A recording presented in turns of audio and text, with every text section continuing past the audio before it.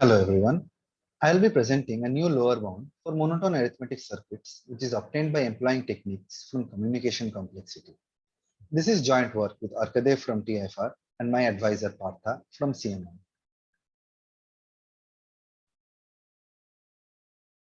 An arithmetic circuit is a model for computing polynomials. There are variables at the bottom, which are composed using addition and multiplication gates. Finally, a polynomial is computed at the top. Number of nodes is the size of the circuit. A polynomial f is monotone if it has non-negative coefficients.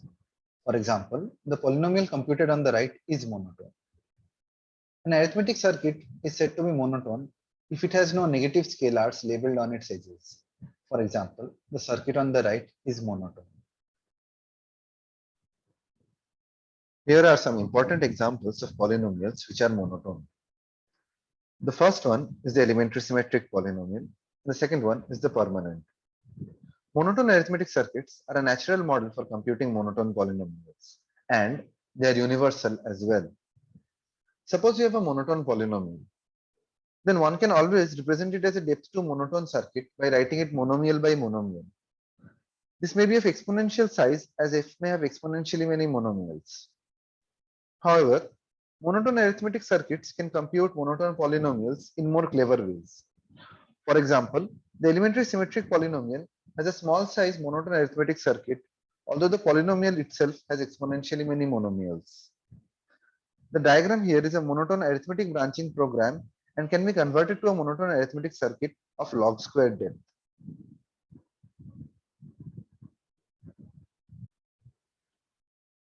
This motivates the study of cancellations and their effectiveness in computing monotone polynomials.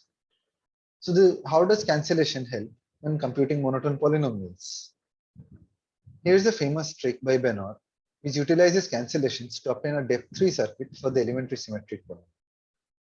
It starts with this identity, and interpreting the right-hand side as a univariate in T, one can obtain each elementary symmetric polynomial by a standard interpolation.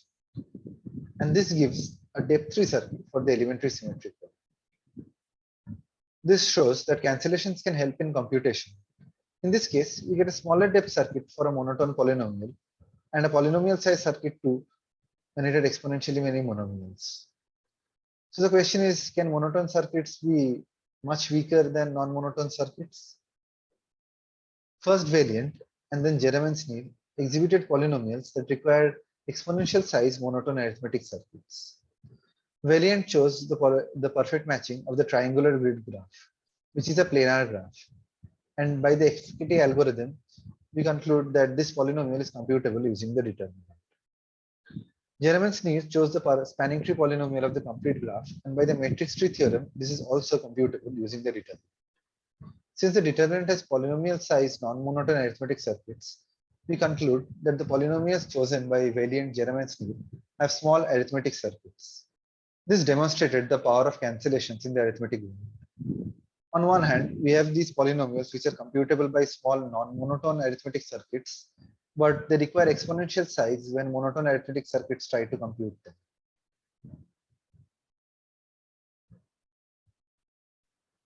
This raises the question, what is the weakest model of non-monotone computation? It is exponentially stronger than monotone circuits. For example, is it possible that constant depth arithmetic circuits are exponentially stronger than monotone circuits? Standard depth reduction techniques can compress general circuits to depth 3 while incurring a blow-up in size. This technique can be applied to either the result of Valiant or that of Jerem and Sneed to get a barely quasi-polynomial separation between depth 3 circuits and monotone circuits. This separation is much weaker than the original one. Is a stronger separation possible? In the non-commutative setting, an exponential separation between depth 3 circuits and monotone circuits was shown. But the question in the commutative setting is still open. So what kind of cancellations are possible in commutative depth 3 circuits? We utilize cancellations in an extremely restricted setting and obtain a better separation than earlier results. More precisely, we construct a polynomial family which is computable by a homogeneous set multilinear depth 3 circuit of small size, but requires exponential size when computed by monotone arithmetic circuits. Now a few remarks are in order. First, let us note that our result is optimal in terms of depth. That is, a separation of this kind was not possible at depth 2. Let us note that the depth reduction techniques mentioned in the earlier slide gives only depth 3 circuits, which are neither homogeneous nor set multilinear. Homogeneous set multilinear depth 3 circuits are a very weak model of computation, but prior to our work, no monotone lower bound was known against this model. The fact that we are able to construct set multilinear circuits shows a separation between multilinear and monotone computation as well. It was possible that monotone lower bounds implied multilinear lower bounds, but our work shows that this is not the case. To the best of our knowledge, no such separation was known before our work.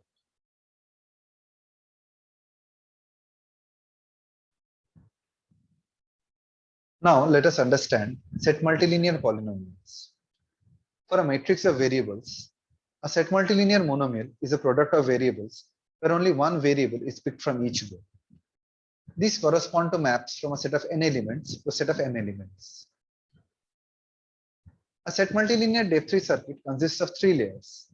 At the top, you have an addition gate, followed by a layer of multiplication gates. Each multiplication gate multiplies n linear forms, and each linear form is over a different row of variables. So this computes a set multilinear polynomial at the top. Homogeneous set multilinear depth 3 circuits are an extremely weak model, and strong lower bounds are known against it. Lower bounds are proved by considering the rank of a suitable matrix. So for a partition of the rows of the variables, the rows of the Nissan matrix are indexed by set multilinear monomials where the first indices are from Y, and the columns are indexed by set multilinear monomials where the first indices are from Z. The entry corresponding to these monomials has the coefficient of the monomial M1, M2 as their entry in F. Nissan showed that the rank of the matrix is at most the size of the set multilinear depth 3 circuit computing the polynomial P.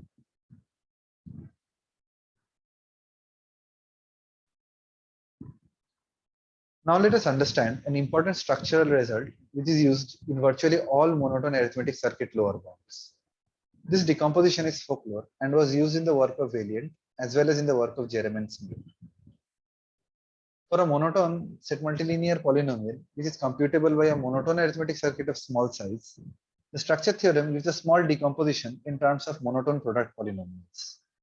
Here alpha t is a monotone polynomial set which contains set multilinear monomials over the rows I alpha t, and beta t contains set multilinear monomials over the complementary set of rows I beta t. Now using this structure, one has to show that S must be exponential. This is the general route for proving lower bounds in monotone arithmetic circuit complexity. Now let us recall the definition of non-negative rank. For a non-negative matrix M, its non-negative rank is the minimum number of rank 1 matrices whose sum gives n. Now this strategy of proving lower bound via structure theorem already proves a lower bound on the non-negative rank of the Nissan matrix associated with the polynomial. This is because if the non-negative rank of the Nissan matrix were small, then one could obtain a product polynomial decomposition from the vectors ui and vi.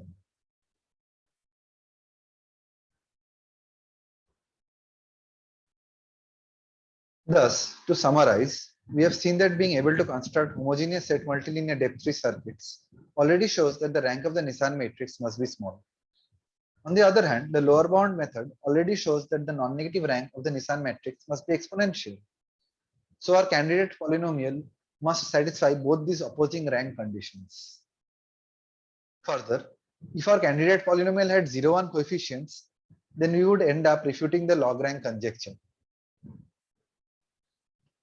The log rank conjecture was formulated by Lovász and Sachs to understand communication complexity. This is a central open conjecture and has remained so for quite long. The conjecture asserts that for any Boolean matrix, the logarithms of the rank and the non-negative rank are polynomially related.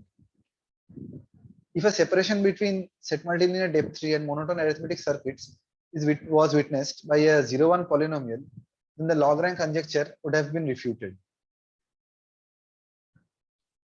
Now there is a stronger conjecture called the log approximate rank conjecture. This conjecture was formulated by Lee and Schreibman as a robust version of the log rank conjecture. This conjecture asserts that the relationship between rank and non-negative rank continues to hold even for approximately Boolean matrices. That is, matrices whose entries are close to 0, 1. If this conjecture were true, then our desired separation would not be possible even with approximately 0, 1 coefficients.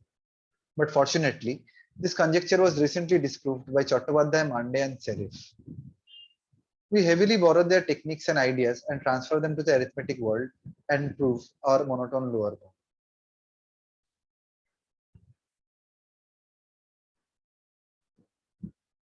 The log approximate rank conjecture was disproved using the sinc function. The ith sinc function is defined on k choose 2 bits.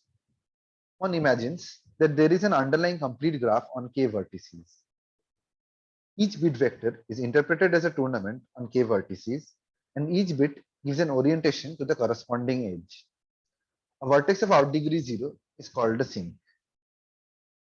The ith sinc function outputs 1 if and only if the ith vertex is a sinc in the tournament given by V. For example, the green vertex here is a sinc. A crucial property is the fact that the ith sinc function is an affine subspace, which means that all the bit vectors which evaluate to 1 under the ith sinc function is of this form U, where the stars can be either 0 or 1. This is because locally, the orientation of the edges incident on vertex I determines whether vertex I is a sinc or not. Thus, if the bits corresponding to the edges incident on I are correct, then the ith sinc function evaluates to 1. Finally, the sinc function checks whether there is a sinc vertex or not. Let us note that if the tournament at all has a sinc vertex, then it must be unique. Thus, when the sinc function evaluates to 1, it must be the case that exactly one of the ith sinc functions has evaluated to 1. In this sense, the sinc function is a disjoint logical OR of the ith sinc functions. This Boolean function was used to refute the log approximate rank conjecture, and next we shall try to construct a polynomial from this Boolean function.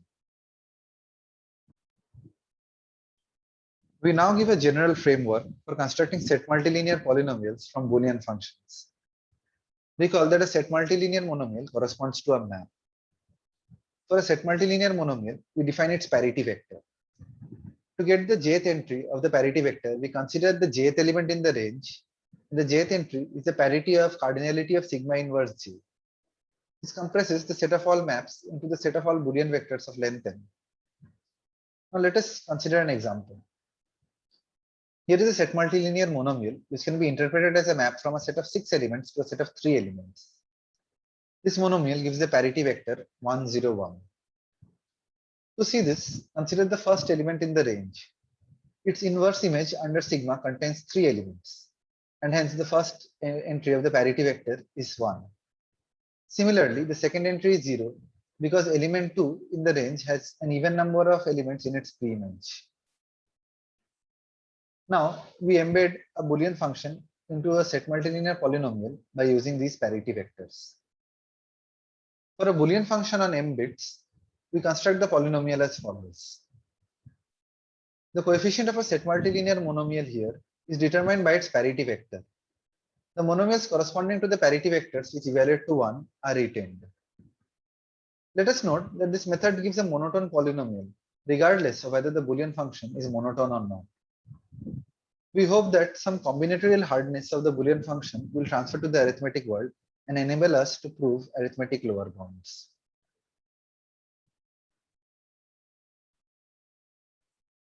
We shall apply the previous framework for the sinc function and obtain our candidate polynomial. Recall that the ith sinc function is an affine subspace. This fact can be used to obtain an exponential size set multilinear depth tree circuit by inclusion-exclusion. Let us note that this is a homogeneous set multilinear depth tree circuit. This is because at the beginning we have an exponential sum, and then there is the product gate which multiplies linear forms over a different row of variables. In order to understand this expression, let us consider the coefficient of a set multilinear monomial in the right-hand side. First, let us find the coefficient in the inner depth 2 circuit. The ith linear form gives the coefficient b sigma I, and we get a product of these b sigma I for the coordinates that are not stars. This can be rewritten by counting the number of times each bi appears. Each element in the preimage of I gives rise to an occurrence of bi, and so we get this expression. Now we take expectation. After taking expectation, this coefficient can be one of two things. It is 1 when the parity vector of kappa sigma is in the subspace given by U. Otherwise, it is 0. This gives an exponential sized homogeneous set multilinear depth-free circuit, which exactly represents the ith sinc function. In order to get a polynomial sized depth-free circuit, we replace this expectation over the full space by an expectation over a small sized epsilon by a space. This gives us a polynomial sized depth-free circuit and performs in some sense an approximate inclusion-exclusion. Now the coefficients change, and by the property of the epsilon by a space, the coefficient that was supposed to be 1 is now close to 1, and the coefficient that was supposed to be 0 is now very close to 0. So using the subspace property, we are able to construct a homogeneous set multilinear depth-free circuit of small size, which approximately represents the ith sinc function.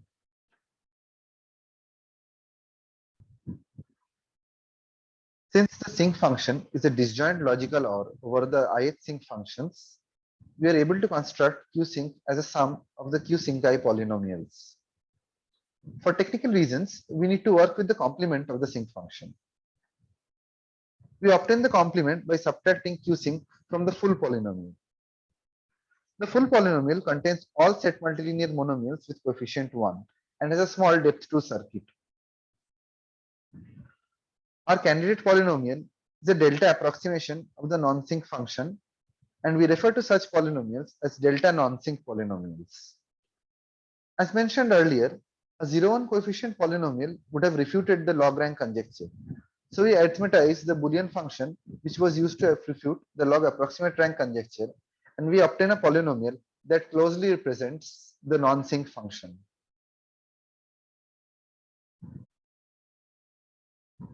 Finally, we come to the lower bound.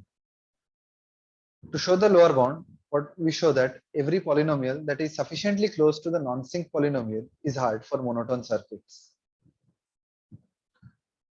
As mentioned earlier, the monotone lower bounds are proved by the structure theorem, which gives a decomposition into monotone product polynomials.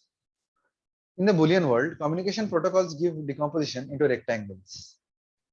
These decompositions are similar. However, a very crucial difference is that each product polynomial comes with a different partition of the variables. This makes proving monotone circuit lower bounds a distinctly harder task than proving lower bounds against communication protocol. However, we are able to utilize the measure used by Chattopadhyay, Mandey, and Serif, and we transfer this corruption measure to the arithmetic world and define an additive measure on set multilinear polynomials. And finally, this measure helps us prove the monotone lower bound. Our arguments show a direct connection to communication complexity, and we are able to give a framework which transfers Boolean measures to the arithmetic world and prove lower bounds. Now to summarize, we show a separation between one of the weakest model of non-monotone computation and the strongest model of monotone computation. Our result also implies the first separation between multilinear and monotone computation. However, our lower bound is not tight. The best upper bound for our target polynomial is of the type 2 to the root n, but our lower bound is like 2 to the n to the 1/4. So there is a gap here which needs to be bridged. And it would be very interesting to see more applications of communication complexity in arithmetic circuits. Can other measures be transferred from the Boolean world to the arithmetic world and prove some results here? Thank you.